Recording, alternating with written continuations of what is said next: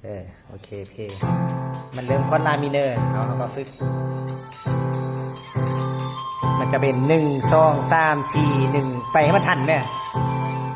ไอ้บีมต้องนับ1 2 3 4 1 2 3 4 3 4ไวขึ้นบ่1ถ้ามันตกหัวห้องแม่1ในฟังจังหวะมันจะเป็น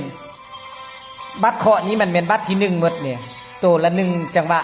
1 2 3 4 1 2 3 4 1 2 3 4 1 2 3 4 1 2 3 4 1ตัวหัวห้องนี่มันบัตรเคาะที่1ไอ้บีมก็ต้องเคาะให้มันชื่อบัตรเคาะที่1เอานับไป1 2 3 4 1 2 3 4 1อันนี้มันเฮาฝึกตีคอร์ดมันเข้าจังหวะโอเค1โอเคไปแบบนั้นแหละ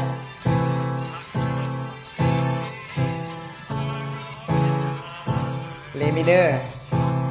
เนี่ยเราไปฮัดคอร์ดหนึ่งแล้วมันบ่ทันแล้วนะบ่ทันแล้วเราก็ข้ามคอร์ดไปแต่ให้มันทันคอร์ดที่ต่อไปเลย